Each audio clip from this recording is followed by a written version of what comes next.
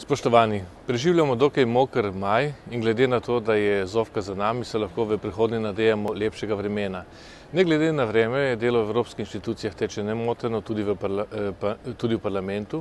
Razpon tem, ki smo jih obravnavali, je bil zelo širok, v slogu kakšne reklame bi lahko rekli skoraj za vsakega nekaj. Najprej nekaj o temah, ki se bolj neposredno dotikajo našega življenja. Po evropski zakonodaji imajo ženske pravico do najmanj 14 tednov porodniškega dopusta. Dejanski obseg pravic v posameznih evropskih državah pa je seveda višji.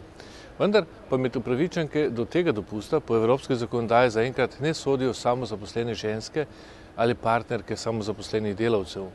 Poslanci se zavzemamo za to, da bi tudi te matere bile upravičene do teh 14 tednov, med drugim tudi zato, ker se število tistih samozaposlenih precej povečuje. Naslednja tema je povezana z zdravjem. Poslanci smo podprli spremembe, s katerimi želimo skrajšati čakalne vrste za bolnike, ki čakajo na presaditev organov. Hitra in pravočasna pomoč je nujna za reševanje življenj, pa tudi izboljšanje kakovosti življenja bolnikov. S skupnimi standardi o kakovosti in varnosti se bodo postopki darovanja, presajanja in izmenjave organov v EU poenostavili in skrajšali. Vsaka država bo morala imenovati posebno ustanovo, ki bo odgovorna za kakovost in varnost. Pri tem je treba paziti ne le na bolnike, temveč tudi ustrezno poskrbeti za zdravje živih darovalcev. Zavzeli se bomo za to, da darovanje organov ostane prostovoljno in brezplačno, čeprav nismo proti nadomestilom, ki so namenjena poročilom stroškov povezanih z darovanjem. Zdravje in še posebej varnost sta pomembni tudi za vse udeležence v prometu. Med drugim cestni predpisi omejujejo čas, ki ga lahko poklicni voznik preživlja za volanom. Ta veljajo zaenkrat le za zaposlene, ne pa tudi za samozaposlene voznike tovornjakov.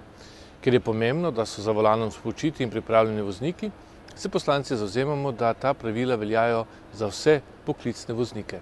Še naprej ostajam pri varnosti, tokrat pri varnosti hrane in zaščiti potrošnikov. Parlament je zavrnil predlog za uporabo trombina, tako imenovanega mesnega lepila v mesnih izdelkih. Hkrati pa smo se zavzeli za to, da bi moralo na vsakem kosu oblačila obvezno pisati, kje je bilo to narejeno. Verjamem, da vam kot potrošnikom ni vseeno, kje je bil izdelek narejen, ko ga kupite. Zaenkrat je odločitev o objavi tega podatka prostovoljna. Seveda se nismo mogli izogniti gospodarski krizi in posledicam, ki jih prenaša za Evropsko unijo in države evroobmočja. Obseg sredstev, ki so jih države članice namenile Grčiji, je ogromen. Za fond stabilnosti nekajkrat večji. Ali je zdravila, v našem primeru finančni paket, ki učinkujejo kratkoročno, za zdravljenje trajnih bolezni niso dovolj. Zato bo EU izkoristila to krizo za večji nadzor, za spremljanje tudi gospodarskih gibanj. Se bolj prevladuje mnenje, da je potrebno iz EU napraviti tudi trdno gospodarsko skupnost, tako kot je finančna. Mnogi poslanci pa so opozarjali na odgovornost vseh, ki so pripeljali do te situacije. Sam sem izpostavil odgovornost bivšega finančnega komisarja Almunije, ki je bil na primer zelo strikten do finančnega stanja slovenske države v času prejšnje vlade. Istočasno pa je spregledal grško finančno luknjo in še najverjetneje še kakšno. Skratka, jutrišnja Evropa vse na finančnem in gospodarskem področju ne bo ista, kot je bila včeraj. V ozadju se bijeta dva pristopa o načinu upravljanja Evropske unije. Prvi, ki želi na ravni EU čim manj integracije in prepušča vladam, da urejajo skupne stvari, drugi pa hočejo več Evrope v Evropi. Nek kompromis bo potrebno poiskati. Enaka dilema je izhajala tudi iz razprave o tem, ali naj Evropska unija pristopi k podpisu Evropske konvencije o človekovih pravicah. Nekateri so menili, da je to zadeva nacionalnih držav in da naj EU ne pridobiva novih pristojnosti. Večina pa nas je menila, tudi sam sem se vključil v razpravo, da je širitev človekovega dostojanstva in svobode dobrodošla, četudi na nadnacionalni ravni.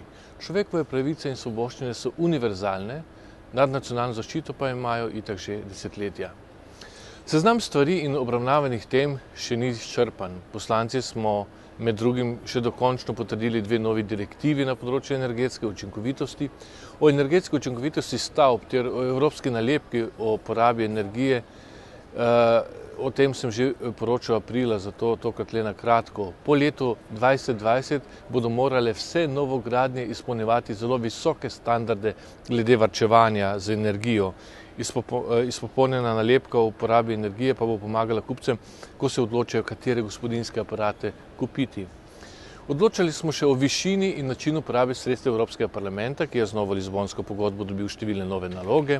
Poleg tega pa smo podprli še predlog za ustanovitev Evropskega urada za podporo azilu, ki bi naj pomagal članicam pri izmenjavi podatkov in izkušenj na tem področju. Poslanci pa smo se še zavzeli za to, da bi članice EU, ki prostovoljno sprejmejo begunce iz tretjih držav, bili upravičene do posebne denarne pomoči iz Evropskega sklada za begunce. Ta bi lahko znašala tudi do 6.000 evrov na osebo na leto. Zahvaljujem se vam za vašo pozornost in vas lepo pozdravljam iz Strasbourga.